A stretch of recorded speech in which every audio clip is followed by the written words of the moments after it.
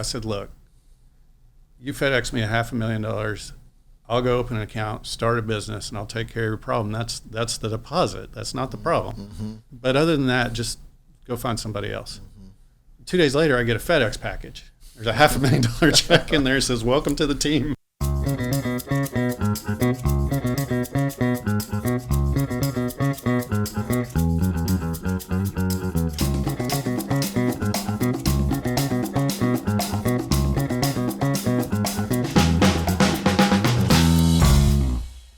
Welcome to The Journey. I'm Luke Patterson. Today, we have a great opportunity to speak with a special guest who has built and sold not one, not two, but 4 successful businesses. Now he is a founder and managing partner of Gilbert and Pardue, where they help people take that last step, entrepreneurs, into exiting their business. Welcome, Matt Gilbert. Yeah, I appreciate you having me. It's exciting. Yeah, so we've gotten to know each other over the last several weeks, actually, a bit, and began to do some things together, working together. I want our audience to hear about you and your journey as an entrepreneur, because we'll talk about, obviously, Gilbert and Pardue and Gap, if you will, but I really want to talk about how you sort of lived in the shoes of an entrepreneur and how it developed. Hopefully you give us the highs and the lows and the unvarnished truth of what that experience has been. Yeah, well, it's definitely my journey. It's unique.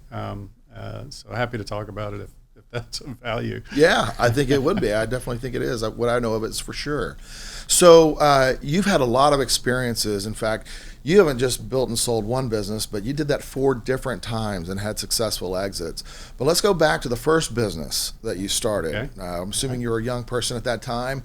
Tell us what was going on, why you even started a business, and what was that business like? Well, I didn't know it was a business. Okay. So I was actually in junior high. I grabbed the lawnmower and the edger and the weed eater, and I'm doing the lawns on my street, right? Okay. And that kind of blossomed to handling the neighborhood. My parents, fell on rocky times and got divorced, and so I decided to step it up, and I hired a few friends with pickup trucks. One guy had a station wagon, David, and I couldn't drive yet, so I had to hire friends with vehicles. Yeah. And it just kept blossoming, and we got real estate companies to let us take care of their properties and things like that. So by the time I was in high school, I was running a 6-figure business after school and on the weekends, and of course over the summer. And that's kind of where I learned that I can bet on myself. Yeah. Great lesson. So let me ask you, did you think you want to be an entrepreneur before this, or because of necessity, you sort of stumbled into the experience and maybe built some understanding of it and what it took after your first business? My parents will collaborate this story, but I've always been different than everybody else. And growing up, I wanted to be a rancher. Okay. And in my mind, a rancher's independent. They're out there by themselves. They're taking care of their business. And so to this day, I'm kind of sad I wasn't a rancher or a pirate. But, those are very kind of independent, self-reliant ways of going through life. And so I think I've just been wired that way. Yeah. And that's funny, too, when you fast forward and you're going to ask me in a few minutes, most of my businesses I've had partners.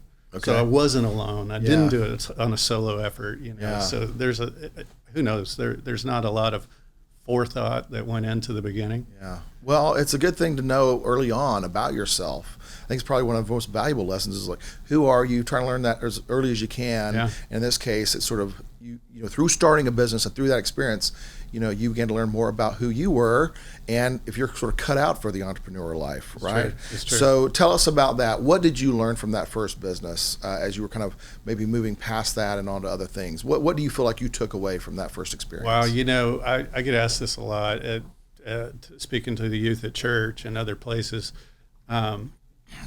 So many of those lessons I still apply today routinely. In that first business, I didn't have a vehicle, I didn't have a driver's license, but we were working all over town.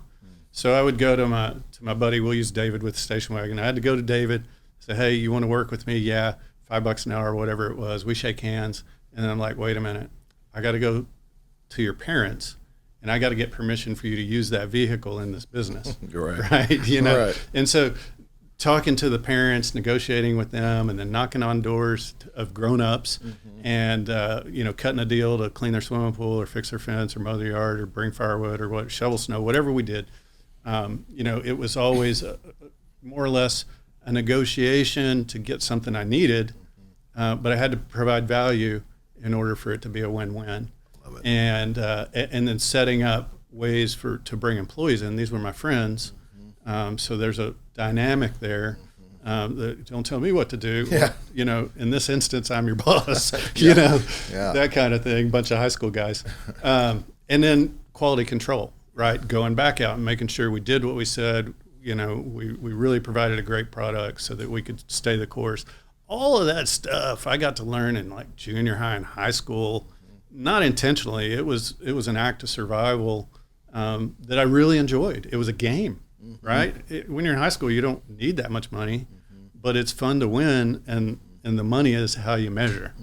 And so that bug kind of just got in me. And then, in a cold winter or something, if I took an hourly job, I was like, why am I doing this? Yeah. It just makes no sense for me. Yeah. And that guy's telling me what to do, Yeah. So I learned. I call it unemployable. I'm not employable. I have to be the employer, right. And kind of independent thinker, free spirit. I think you guys are in EOS, right? Yes. Yeah. So, that would be the visionary. Yes. Right. Yes. And that's a real role in a real company. Back then we were just trying to figure it out, and it was fun. Yeah. Well, that's good. It was fun. It should be fun, hopefully. Yeah. I'm sure there's times it's not fun. But, Sure. You have to kind of weather those storms as they come along. I do want to get to that. Tell us about your next experience. So how did you get out of that business? Did you sell it? Did you just wind it down? Did you give it to a friend? What did you do to that experience, and how did you move on to the next business? Yeah, it's so I'm blessed with 4 daughters. My first daughter was my first wife was pregnant with our first daughter, and we were living in West Texas, and I just felt like that community and the way that we were going about things felt caged. And so I did a lot of business with this nursery that grows plants and trees and stuff. So I went to them and I cut a deal for them to take over the business. Okay. Paid off all our debts in town, loaded my wife of a couple of weeks up into my old pickup, and we headed to Houston. Okay. And my kids like the story, but we got to Houston with $63 and no job, no place to live, nothing to do, and we started over. Wow. And so, that experience again goes back to, well, I can be self-reliant and survive. Once you get to where you're surviving, then you can set your sights on thriving. Yeah. And that's just a repetitive thing in my life that way back then at like 20 years old. So we get to Houston. I land a job kind of out by Intercontinental Airport with a little company with 6 people. And I'm like, I can do this better than y'all. And so it wasn't very long. We had oilfield customers. And I was able to convince an oilfield customer to back me to go out on my own and give me some work. Okay. What were you doing for them, by the way? Waste management, Okay. basically environmental studies, things like that. And at the time, that was kind of a new thing in the world, and so people were afraid of environmental stuff and of handling waste and contamination and all the rules and going to jail and that kind of stuff. And I was like, I got nothing to lose. Yeah. So raise my hand, I'll do it. Yeah. Funny story. I won't say who the company is, but they put me on my first gig. I was 19, I think. They put me on a plane to Corpus to go to Alice, Texas, to handle a situation at one of their oil tool yards. And I land in Corpus and I try to rent a car. Nobody's going to rent a car to a 19-year-old. So I'm calling around trying to rent-a-wreck. There's no internet at the time. There's barely cell phones. And nobody will rent-a-wreck to a 19-year-old. So I had to, very embarrassed and sheepishly, call my guy in Houston at corporate and say, I need you to send somebody to pick me up. I can't get to the site. And so I got called in, got reprimanded for that. And the way I handled it, I was 19. The way I handled it impressed those guys. And he handed me, on the way out the door, the next time I was there, not this time, the next time I was there, he handed me 38 manila folders. He said, here's your next 38 jobs. and they were in multiple states all over the place. And he said, I know you're going to have to drive because you can't fly, and don't call me to pick you up. Yeah. But, I trust you to get this done. Wow. And so that we just took off. So trust was a big thing and got you a lot of work. You're still an employee at that time? I was not. You were not. So you were doing your own thing. Shingle. He had handed you 38 jobs to go work. That's right. Because he trusted you. Yeah, I took another guy about my age, and we left that business, and we were partners. And he was kind of the doer, I was kind of the seller, and we focused on that company. How long did you own that company? About 6 months into it, we merged with another startup environmental company with the guy who's now my business partner today. Even Brett. Brett was 10 years older. He had trucks, he had equipment, he had laborers, he had all the stuff we needed to fulfill our services, and so and I had revenue and clients and jobs. And so we merged those two companies about 6 or so months into it. Okay. And then we operated that company for a couple of years, and we sold to a Fortune 100 business. Oh, that's fantastic. And I was like, I think it was 21. So tell me about the partnership. Your partner today. You hear great stories and great leverage in partnerships. Of course, you can hear some nightmare stories. You've been around dozens and dozens of transactions. Maybe even I'm underselling it a little bit, but you've been around a lot of them. A lot of them have been partnerships, I know. And sometimes those can be very challenging. So tell me about your partnership dynamic. I'm assuming it's good since you're still partners, but tell me about your partnership dynamic and just generally your view on it from a business philosophy and partnership perspective. I've been blessed from that standpoint. I counsel people who are in partnerships that aren't working anymore. We sell companies because the partners are breaking up. I mean, partnerships are tough, right? And it's like a marriage, and marriage is tough. And you got to be almost selfless, right? And my partnerships, I've been blessed, and one of the reasons is it feels like a competition. It feels like for me to carry my weight, I'm going to have to outwork my partners, and they feel the same way. For them to carry their weight, they're going to have to outwork me. So we divide and conquer, and today, I'm 55 years old, and the same guy back when I was at 20, Brett, he's got a segment of our business that is his domain, and he's the king of that hill, and he runs that group. I've got a segment that's my domain, and we have a trust, and we get together as partners do to do strategic planning and, coordinate things. But I never wake up worried about what's going on Brett's part of the business. Yeah. And I don't think he wakes up worrying about what's going on in my part of the business. We have been successful, just thriving, supporting one another, but letting each other. And the other thing that partners do is they grow, right? In marriage, you and your spouse grow, and you have to allow that to happen. If one of them tries to hold the other down, that's a lot of times where partners get sideways. And then work ethic is another one. That's what I see a lot. When one feels like fairness is such an important concept. And so when one feels it's unfair, that's when things can get really sideways, I've noticed. So if you get that there's an idea of fairness in terms of work ethic and contribution, then it can be huge and enormous leverage. And in your case, it's been a blessing. But if it's not felt that way by both sides, it can certainly be disastrous, a distraction, and really just destroy value. Yeah, but here's the deal. There have been times in my life where I know my partner carried us. Yeah. And there have been times in our partnerships where he knows I carried him. Right. And that might not have been a short time. That might have been 18 months or 2 years. Yeah. A lot of people, they have a microwave mentality and they want it now. And so if for the last 6 months I've been carrying this partnership, well, that doesn't mean that the roles aren't going to reverse and flip. If there's an illness or an accident or, things, you just get in a slump like a batter in baseball. Partners there, a good partner's there, they're going to carry the thing for a while until you get back up on your game. Yeah. And then it could be you're carrying the thing for a while till they're back. It's never really even. Yeah. And kind of like a marriage. And, and the maturity, right? So when we were in our 20s, we weren't that mature. And the partnerships were tougher. But as now I'm 5 decades in, last year we had health issues with my mom and my daughter, and my business partner probably carried me a good portion of the year. He's cool with it. I'm cool with it. There have been times where I carried it. It's the ebb and flow. And because of that, we're able to sustain, longevity and successful, and then there's management teams, personnel under them, that, all bring the support. At that time, then you're at the end. Let's say a few years in, you sell to a Fortune 100 company.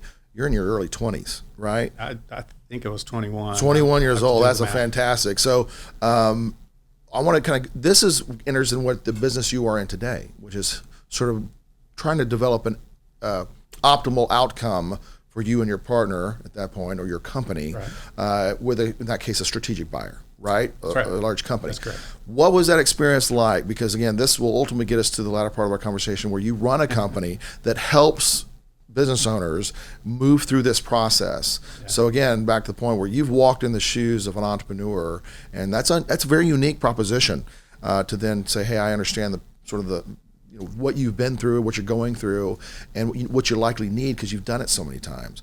So tell me what were your main takeaways there? How successful was that transaction in your mind, and how did it tee you up for the next deal? Yeah, it's a great question. So it was, in hindsight, it was moderately successful. Remember when I left West Texas, I sold a business to the nursery, right? So I had a little experience. My partner Brett had also sold one of his businesses prior to us getting together.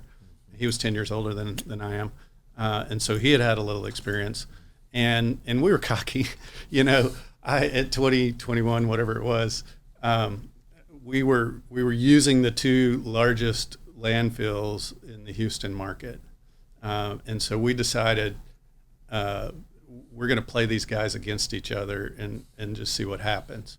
And so we shift all of our volume to the smaller one, and we're really feeding them. And they're like, hey, you guys should buy us. Yeah, that sounds like good. We'll do that. And then we go over here and we go, hey, we moved all our volume over there. They're fixing to buy us. Don't you guys want some of this? Right. And so there's a little bit of interesting strategy. How'd that work? My partner Brett kind of orchestrated the whole thing and did most of the negotiation. I'm not going to take credit for that. But the bigger one, which turned out to be the Fortune 100 business, they were successful. They gave us I don't even remember the number, probably 60-70% cash and then an earnout. We had to work in the business and transition our accounts and all that for the earnout to happen. Brett and the other guys stayed for the entire amount of the earnout. I was like, could not function in the hierarchy. I'd never been in a real company. Right. Here I am in a Fortune 100 company. I don't get along with my district manager. I don't get along with my sales. They don't like my tactics. They want me to document everything in their system, and I don't even know how to type. And so, it didn't go so well. And I just left. I was like, you can keep the money. I thought it was easy to make. Yeah. And I just left. Okay. And so those guys that stayed got my share of the money that was in the earnout. Okay. And I just went and started over. So you started a new business. I did. What business was that? Let's move to that business. So we're in Houston. Okay. And there's a really prominent corner over by NASA Road 1 and I-45. Sure, yeah. On the way to Galveston. And Western Auto had gone bankrupt, and they owned that whole big shopping center. There was a movie theater and a furniture store and other stuff like that. Well, I went to the bankruptcy court, and I said, hey, you got a dead asset sitting over here. I'd like to take it over. And I cut a deal to buy it out of the bankruptcy. And we redeveloped that center while I was under a non-compete. Right. From leaving the business. Totally different business. You're in the real estate business now. I am. Yeah. I don't know nothing about So what gave you the, I guess, kind of the courage, if you will, I think that's a good word, courage to then transition from what you knew to the real estate business? Did you feel like, hey, anybody can do this? Yeah, I did. Okay, all right. This is one of the most prime corners in the Houston market, and nobody's doing anything with it. Yeah. Let's take a shot. Yeah. Right? So I do that. I secure the paper, if you will, the opportunity. And then I go shop it. It took me about 10 or 12 banks to finally land an SBA loan to redevelop the center. Okay. And while I'm redeveloping the center with my wife, give her some credit, my old customers were calling me going, hey, these guys that bought the company are just, the service isn't there. Mm-hmm. The trucks are late. The paperwork's wrong. The invoices are wrong. Mm-hmm. I'm like, hey, I'm in a non-compete. Mm-hmm. I don't even want to talk to you. Mm-hmm. they scared me on the way out the door. Don't mess with us. Yeah. And so I just kept telling people, I can't even take your calls, man. Yeah. But I kept telling them the date. I don't remember what it was, but July 2nd, that's when I can start talking to you. Yeah. And so, and then like on July 3rd, my phone's ringing off the wall. Okay. They put it on their calendar. Yeah, exactly. That's great. And so we had flipped the shopping center by this time, a couple years later. And so did you put your own money into this? I'm sure. I guess some of what you had won in the waste remediation business, that sale, and did you roll that into this real estate business, or did you not really need to do that? It's immature. So I took the landscape stuff and I paid off all my debts. Had a couple $100, moved to Houston, got here with $63, had to start completely over. We run this up, we sell that business to in the waste management space. I leave my earn out on the table, but I've got a nice chunk from the closing. And I roll that forward into the real estate. Right. I got ahead on my home, and then I put the down payment on the real estate, and then I went and used the rest to obtain an SBA loan. Okay. And Good. so that's how I got that funding. helps. Yeah, thank you. And then we, in between there also was 9/11, and 9/11 kind of hurt the real estate for a little while, but it opened an opportunity. So, again, cocky, young, having fun, I bought a boat dealership. Okay. Just on a whim. Yeah. And so we operated the boat dealership for a while. And I was able to exit the boat dealership and the real estate deal in a terrible transaction that nearly wiped me out. Really? Yeah. The big thing that happened is interest rates, which is something we're going through right now. Yeah.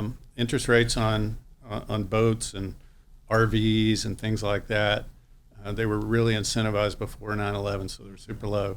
And then when 9/11 really hit and people understood the impact, luxury items went to like 21% interest rate, and you could finance an automobile for 5 years at 0%, right? And they were incentivizing the too big to fail businesses, to move their product. And so I think we had 38 boats that we had deposits on.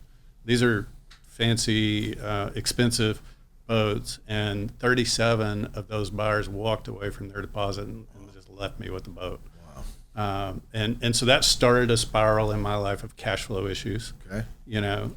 We owned the real estate. Those businesses were suffering at the same time from similar 9/11 related things. And I just got to where the cash flow was crushing me.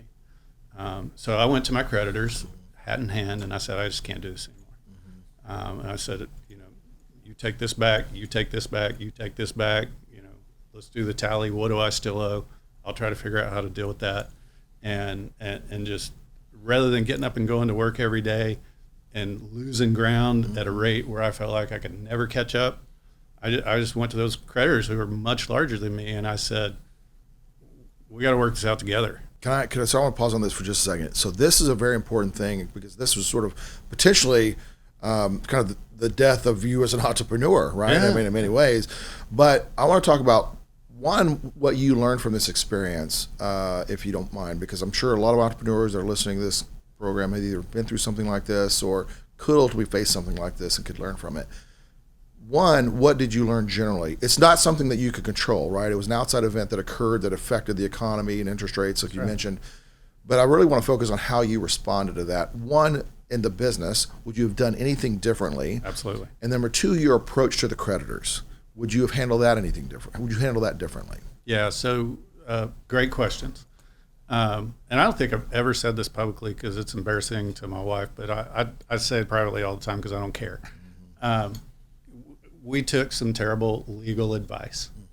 And part of the legal advice included our home, our businesses, and then there's a gigantic company, I won't say their name, that owned the flooring on our boats.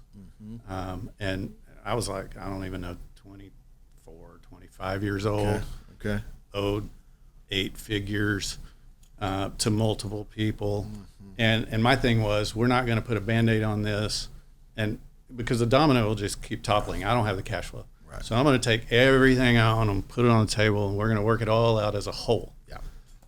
And what would I do differently? I took some advice I regret, and I instantly regretted it, and my gut told me I shouldn't. But we worked everything out with our creditors. We cleared our name. That was important. And then the advice was file bankruptcy. And so we filed bankruptcy, but it wasn't, I don't know how to do it, but it wasn't done, perfectly. Yeah. And even after, and so that satisfied all my creditors. And I was literally face to face with them, belly to belly with them. I'm not hiding from you. Yeah. Right. This is what I'm going through. And you help me get here. You're going to help me get out. Yeah. But what happened is the house, the IRS and the bankruptcy, that didn't go down like I was told it would.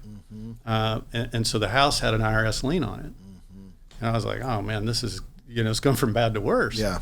And so here I gave away all my cash flow in my life, ability to make money. Now I got a lien on my house. I got kids and a wife, and, I'm starting to become an adult. And what do I do? And so, we scramped around, we did odd jobs, we sold things. And about a year into it, I got the IRS to accelerate my case. And I went in and I self-represented myself against the IRS on a $860-something thousand lien on my home. And that took nerves of steel. Yeah. I mean, and I was 25. I didn't know what I was doing. But I thought, I've already taken bad advice from one attorney. I've already taken advice I didn't like from a group of advisors. I'm not putting the rest of my life in their hands. I'm going to do this myself. Yeah. And so I went in, self-represented with the IRS, and we settled for $8,200. Wow. And I got my house back. Yeah. As soon as I got my house back, I used it for leverage, and I went right back into business. We'll have to do it again. Wow. So what my takeaway here is be upfront. Don't hide. You used the term. I love that. Just don't hide. Just put it on the table, all your chips. Be as transparent as you can. That's good business philosophy, and ups and downs and everything in between. Yeah. And you did that at the most difficult time.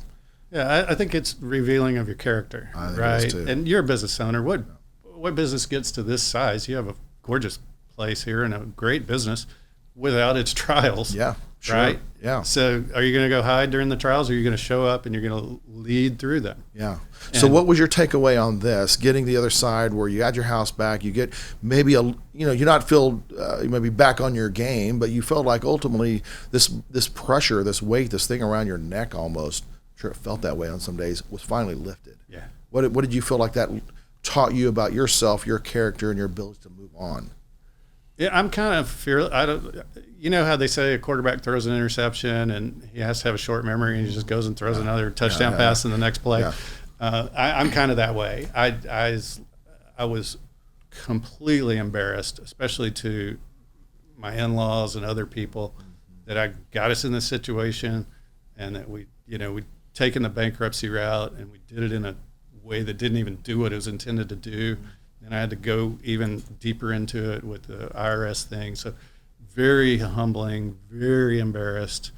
But everybody I dealt with in the business world, at church, and in the community, I was stand up about it, right? And so I could look those people in the eye. Yeah, yeah. So as soon as I got behind me, I was like, okay, where's the next thing? Yeah. I got to and it wasn't like I got to get rich. It was like, I got bills to pay next month, so what are we going to do? Family kind of a thing. Well, remember the environmental, the environmental non-compete had run out, and my phone was still ringing with people saying, "Hey, I want to, this new company you sold to is not taking care of me."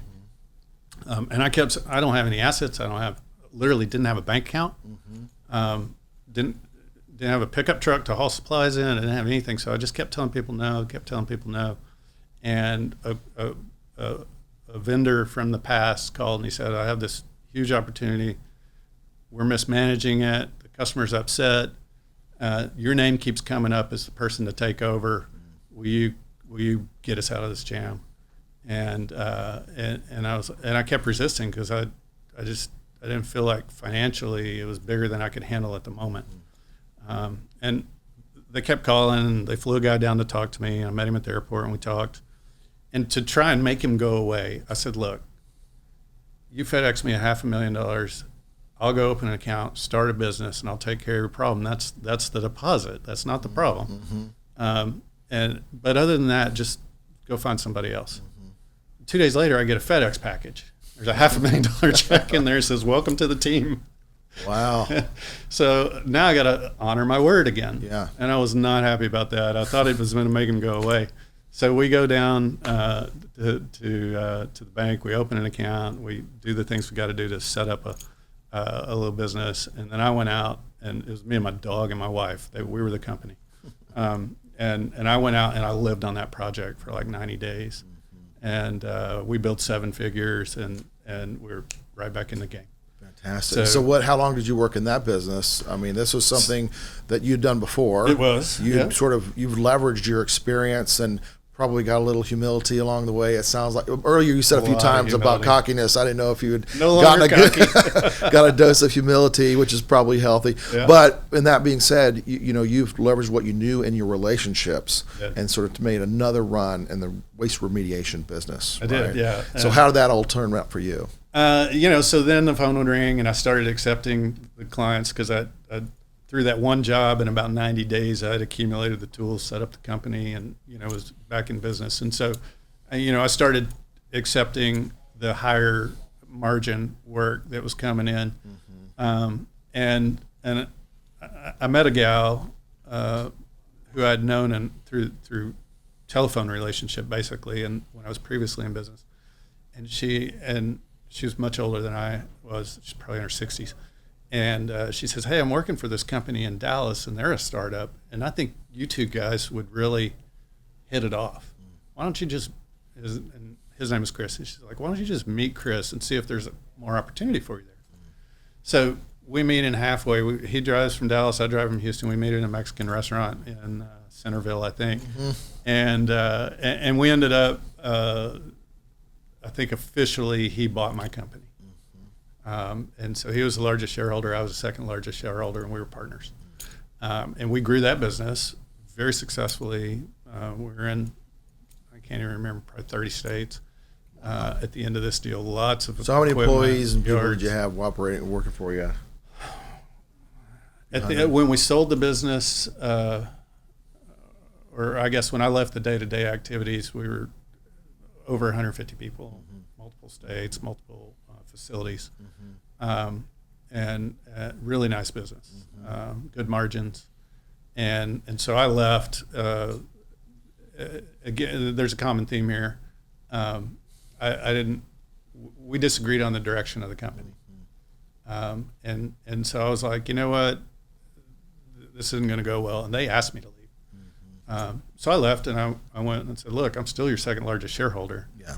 But I'm going to go do something where my skills are better applied, and so then they sold the business, and I got your exit. I got my exit, and I rolled that money into the next deal. Okay, which was construction related, a field called glazing, which most people don't know what that is. But if you think about a high-rise building or an airport, it's all the glass and metal on the outside. And we had an interior division that does stuff like your studio here. And bought that business with a private equity partner. Okay. And we grew that business significantly, quickly. And then the private equity partner, again, like, hey, we're not seeing eye to eye with you. Why don't you leave? So what did you like about private equity? What did you not like about private equity? So I really loved the checkbook. Yep. They have super deep pockets, no personal guarantees. Really a lot of wisdom around the boardroom table, so you could just walk in and do what you want to do. You had to convince smart people that this was a great plan. Then you had to be an executor to go out and gain their trust, and so we were going in and we were executing on the plan, and that built their trust. What happened in Houston is the oil field market was tanking. A lot of their investments were on that side of the house or tied to that sector. And so they wanted to batten down the hatches and ride out the oil field slump.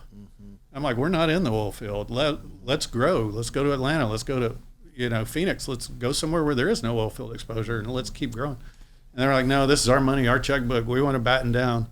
And they didn't like the way I had handled some negotiations, which I'm still not. I'm very proud of the way I handled it. I'm not embarrassed about that at all. They didn't like it. Yeah. And it was more about the attitude of, you're not playing on our team if you're not respecting this oil field slump and what it's going to do to us. Yeah. And so they came at me and they said, hey, we just want to buy you out. Yeah. And I was like, cool. Another liquidity event. Yeah. You know? Yeah. So you've had a lot of experiences with several different kinds of businesses. I mean, you've been through, sort of the, lawn business when you were a young man, and then ultimately you moved in waste remediation. You did construction. It sounds like a glass type of business. Did remediation twice, right? And so there's all kinds of things that you've done. Pretty interesting. Boat business, real estate business. What do you think was kind of a common theme about what you think it takes to be a successful entrepreneur? Grit. You shouldn't be an entrepreneur. You're not going to be successful if there's another path for you. Yeah. You should just go be that. Yeah. Right? Because there are so many places you want to give up. Giving up is probably the right way for a lot of people. Is just, hey, I'm not cut out for this. I'm gonna go take a paycheck, or I'm gonna do whatever it is.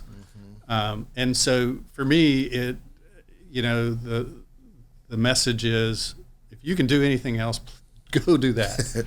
Your spouse is going to appreciate it. Your kids are going to appreciate it.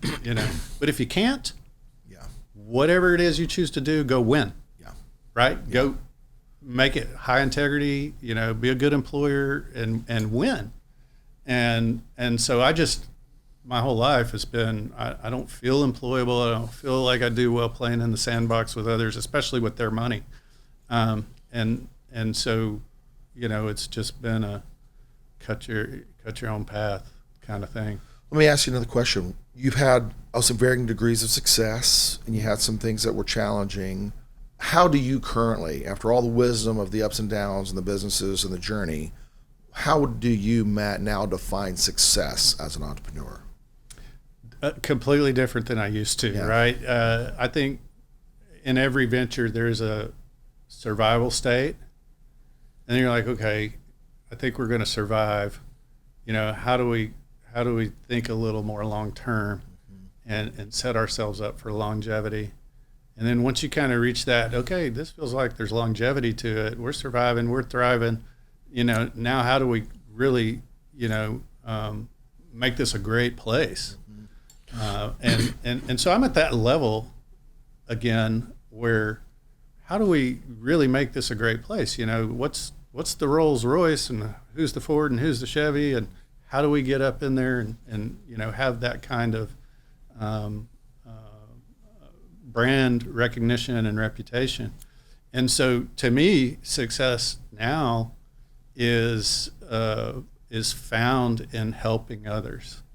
And my partner Brett says it, and we've created a director level group in our firm that in the interview process or in the joining process, it's that servanthood, that desire to help others. I don't have much gray hair, but I'm 55, and our director team, I'm the youngest one on it. We're all at that level where, hey, we've done something pretty cool. It's kind of intentional, but we pulled it off. Now, how can we help somebody else who's only got one shot at doing something we did multiple times? And that success for me is when my clients or my employees or my children or my wife or when they find success, and I'm able to either be a part or a catalyst or a contributor to that, that's where I find success these days. That's a great answer. Thank you for sharing that. So, Gilbert, Pardue, here you are. Tell us, I think I know, but tell our audience why it exists. Yeah, so it exists because I don't think there's anything else like it in the marketplace. Brett and I, we ran kind of blue collar businesses for about 30 years, and all those stories I told you, and he was on some of those and on his own path on others. This is a white collar advisory, dealing with taxes and lawyers and stuff like that business. So it's totally different space. It's an investment for us. banking service, basically. We are an investment bank at this point. And we do this because for our clientele, which is 100 million in revenue and below businesses, and frankly, most of them are 10 to 30 million in revenue. But we'll go all the way down. I mean, I took a phone call last night from a lady who barely does $1 million in revenue, and she's been in business 40 years because I love helping people like that. We exist because in that space, there are really 4 different business models before ours. And those 4 different business models I had experience with as an operator, either buying something or selling something over those years. And I didn't feel like that those models and the individuals operating those models really aligned with us and our interests and our goals and our ways of doing things. And so after 40-ish experiences like that, I was like, man, there's a opportunity here to create a firm that serves guys like us. And I don't really know what that means, but I want to try. And so Brett and I met at our usual meeting spot in 2015. And I was like, what are you going to do? He's 10 years older than I am. And I kind of expected I'm going to slow down, but he's got more energy and he runs harder than I do every single day.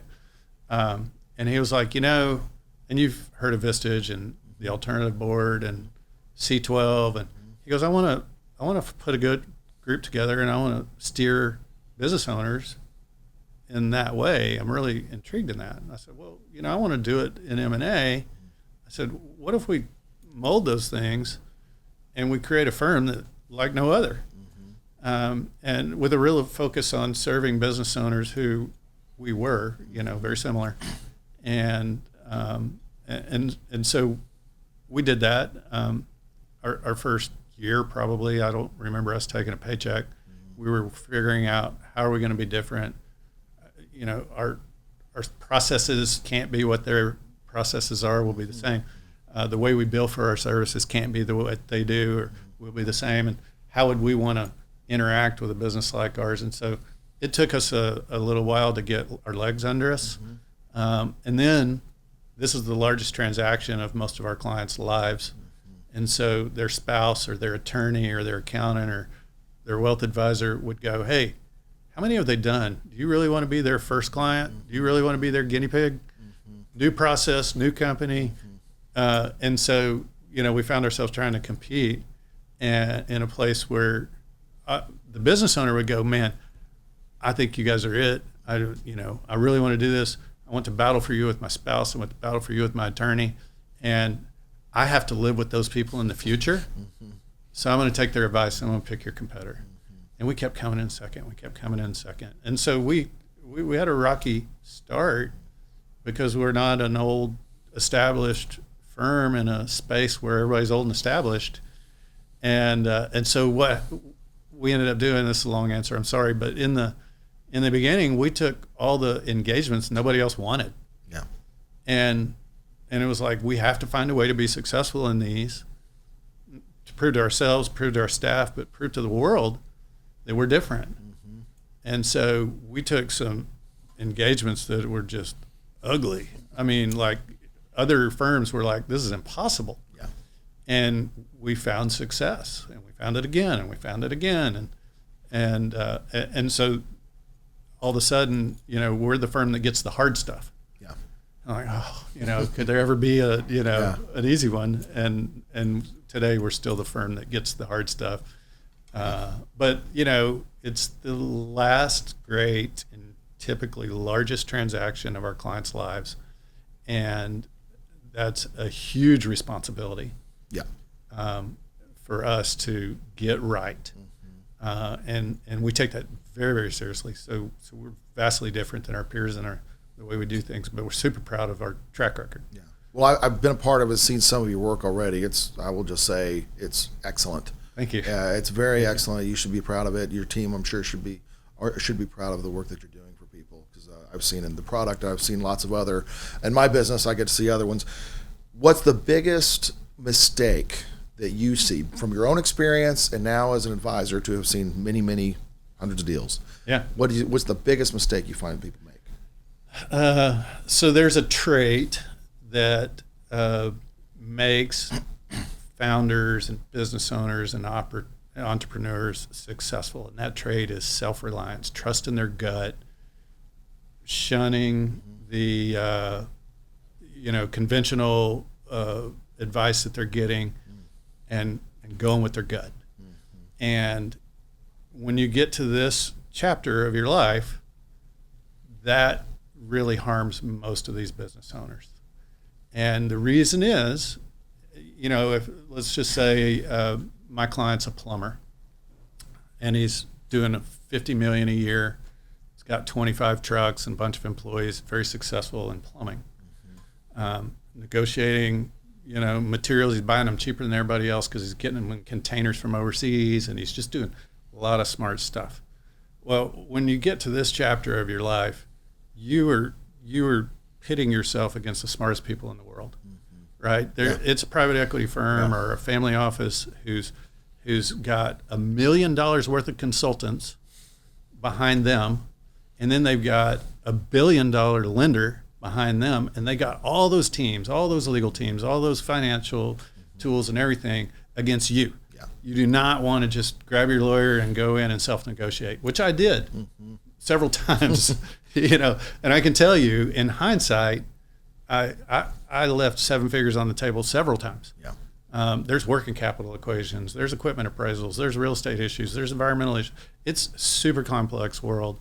And so aligning yourself with a transaction advisor to quarterback all that is really smart, but it's also counterintuitive to a lot of business owners who shouldered all the responsibility and all the decisions in their life and said, I'm going to do this. And they're also frugal, right? And transaction advisors and lawyers and accountants and tax advisors, they're all expensive, right? And so the frugal side of them pops up and says, well, me and my lawyer can do this and we could save $400,000. You probably can. But you're going to leave $5 million on the table. Yeah. Is it really worth it? Yeah. And I see that over and over and over. That's really a value calculation versus, just sort of an expense calculation. And so that's the trade-off I think people have to work through. We see that in many different, I'll say transactions or economic decisions people have to make. By the way, on the program, I get to talk to entrepreneurs, and that's one thing that is consistent among them that have had exit transactions is to do not become super frugal or feel like you have to become frugal. Get at the time of getting your advice and your advisors around them, because you will make that up on a multiple. So that's kind of a layup, almost instantaneous answer from anybody that's been asked that question. Not only for somebody in your position, but also people that are entrepreneurs that have had multiple exits and other things. Just get the right people around you. And I've seen that several times myself. So, we'll pause there. And I say pause because, Matt, you've been a great guest, number one. So thank you for your time. It's very valuable. Congratulations on a lot of success that you've had, the ups and downs, and all the things that I think you've shared with us today. Gilbert and Pardue, hopefully continued success for you and your firm and the business owners that you serve. You've said a lot of good things today that I thought were worth repeating, like grit, right? That's a great one, one of my favorite words. But I think I also heard from you trust was a big one. I don't know, so you use that word, but that's certainly the theme that I hear when you're saying, well, I started a business, and then people kept calling me, and they kept wanting me to use me and to come back and help solve their problem. It's because they trust you. Credibility there. So that was an important thing. Adding value and being of service to other people. Those are just great takeaways for today's program.